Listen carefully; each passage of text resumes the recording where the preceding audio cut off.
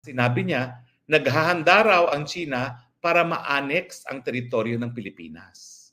Bakit po nakakabahala yan? Kasi pag sinabi mong annexation of territory, ibig sabihin, lulusubin na ng China ang teritoryo ng Pilipinas. Kahit anong bait na gawin ng Pilipinas, hindi lulusob ang Amerika sa ngalan ng Pilipinas. Natin, Uncle Sam, tulong, Mutual Defense Treaty. Pero nga po, I doubt kung tutulong si Mutual Defense Treaty ang mga Amerikano, baka mangyari, etong barel, sige, laban mga Pilipino. Ito nga mga kababayan, bago natin ituloy ang video na ito, kung bago ka lang sa aking YouTube channel baka pwede makahingi ng like at subscribe at click mo na rin ang notification bell para updated ka sa aking nilalabas na bagong video. Salamat po. At bagamat nagsalita na maanghang si Presidente sa Australia na para bagang magsisimula na ang giyera sa panig ng Pilipinas at ng China, abay mas malala ang sinabi niya sa Germany. Ang sinabi niya, naghahanda raw ang China para ma-annex ang teritoryo ng Pilipinas.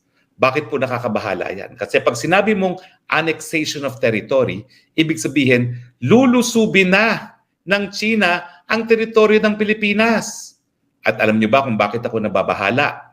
Kasi sa panahon ngayon na sinusupil ang malayang pananalita sa pamamagitan ng pagkulong kay Ka Eric at kay Dr. Badoy, sa pamamagitan ng pagsasara ng SMNI, sa pamamagitan ng pag-aaresto ng Kongreso, para bagang ito ay preparatory to martial law.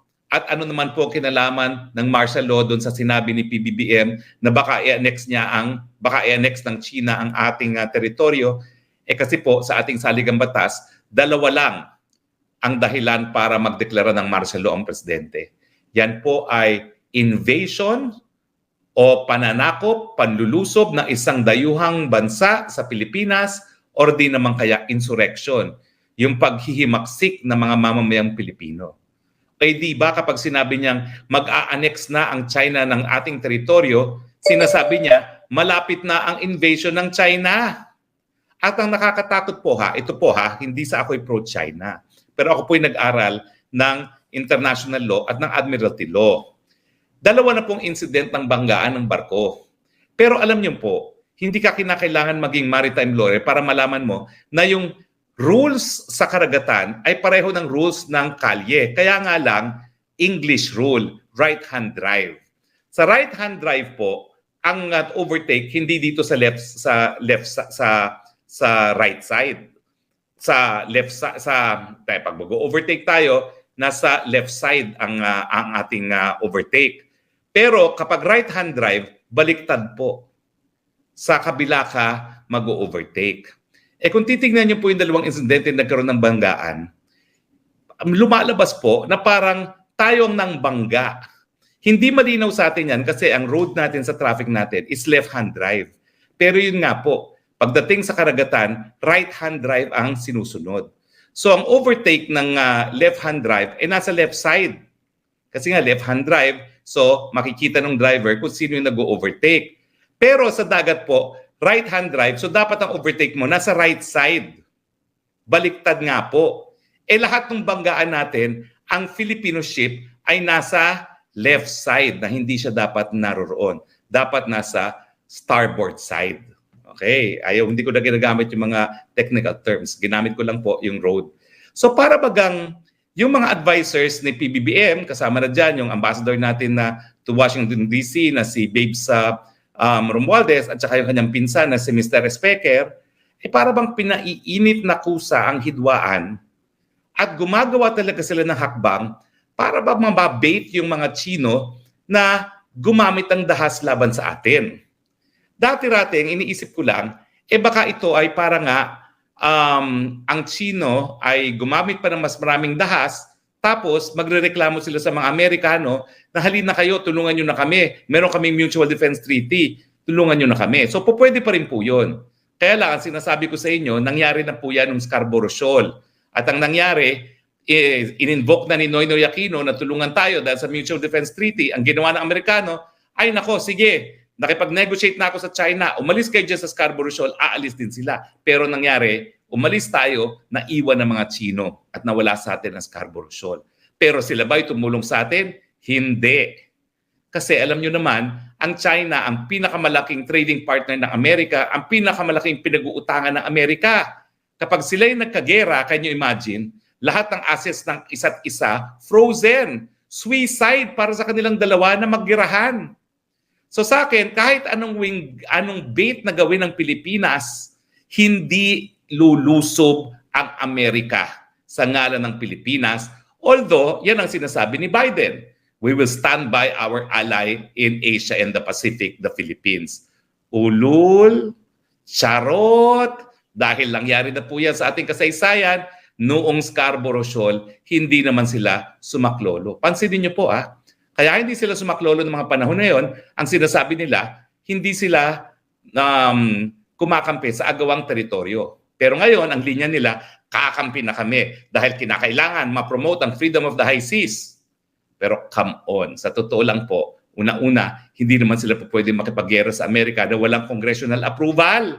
So miski may obligasyon sila na rumesbak sa atin, kung hindi naman sila payagan ng Kongreso, hindi mangyayari yon.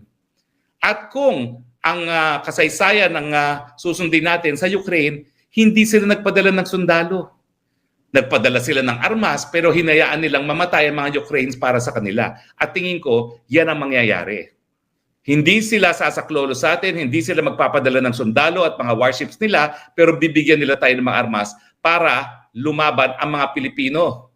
Wika nga ng isang observer, America will fight China until the last Filipino. Pero hindi sila magpapakamatay para sa atin. Gagamitin nila mga Pilipino para labanan ang China.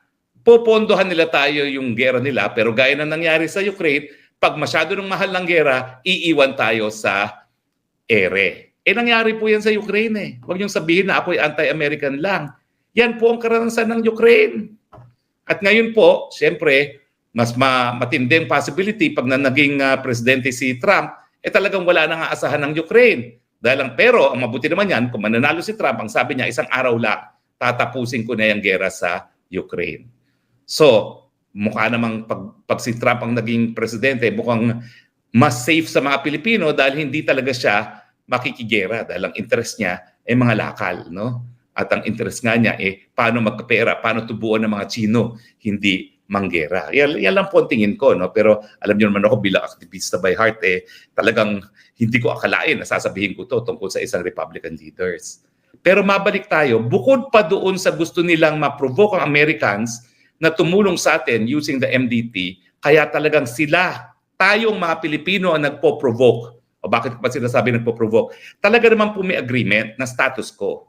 So hanggang hindi tayo magpapadala ng repair materials sa Sierra Madre, hindi nila pipigilan.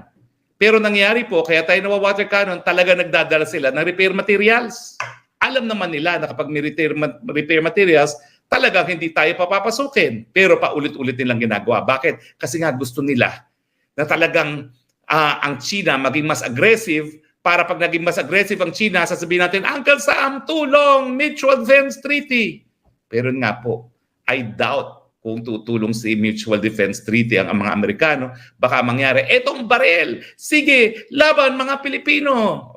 Kaya nga, ang mantra is, America will fight US to the last Filipino. At siyempre, magiging Ukraine ang Pilipinas. Pero bakit ko naisip ang martial law? Kasi nga, dahil doon sa karanasan natin kay Marcos Sr., napaka-stricto ngayon ng saligang batas. Dalawa lang ang pwedeng maging dahilan sa deklarasyon ng martial law. Panulusob ng isang dayuhang bansa at himagsikan sa Pilipinas. Well, ang himagsikan naman, halos namatay na o patay na yung CPP-NPA, kaya nga hindi na dapat mag-peace talks. So ngayong ginamit ni PBBM yung salitang annexation, ang ibig sabihin yun, linulusob na ng China ang Pilipinas, inaangkin at ating teritoryo, meron ng invasion at dahilan na para mag-deklara ng martial law. At dahil nga ang ginagawa nila, dinidemonize nila yung lahat ng mga nagsasabing wala tayong interes para makipagkaibigan sa ating kapitbahay na pangalawang pinakamalakas na ekonomiya at kinakailangan makinabang tayo sa pag-unlad ng China. Tinatawag nila ako Harimau, sinasabi nila Taksil. Ang ibig sabihin yan, sino ngayong Pilipino ang tututol sa deklarasyon ng martial law kapag sinabi ni Presidente Marcos na linulusob na ang Pilipinas at ina-annex na ang teritoryo ng Pilipinas? Yan ay classic invasion, dahilan para mag-martial law. At mukhang mauulit muli ang kasaysayan na dinaanan natin under Marcos Sr. Tingin ko, itong martial law, plan B nila kung hindi nila maiusad yung charter change sa pamamagitan ng bribery initiative. Kung hindi nila matatanggal ang Senado at kung hindi nila mapapatagal ang termino ng lahat ng nanunungkulan ngayon sa pamamagitan ng charter change, gagawin nila yan sa martial law. Babaliwalain nila ang 1987 Constitution, wala mo ng saligang batas, magkakaroon ng panibagong Freedom Constitution na one page, mananatili sila sa pwesto hanggang gusto nila, ikukulong nila ang lahat ng kanilang mga kalaban, ipasasara ang mga media establishments, hindi lang ang SMNI, kaya kayo ha, GMA, Bulletin, Inquirer, The Star, tandaan ninyong sinasabi ko, kung nagawa nilang ipasara yung kaisa-isahang media outfit na sumuporta sa kanila nung eleksyon, anong gagawin nila sa inyong mga naging kalaban niya nung eleksyon? Huwag kayong maniwala na kayo ay safe. Pag nag-martial law, lahat kayo sarado dahil kalaban ng diktadura ang malayang pananalita at malayang pamamahayag. Mark my word, matuto na kayo sa kasaysayan.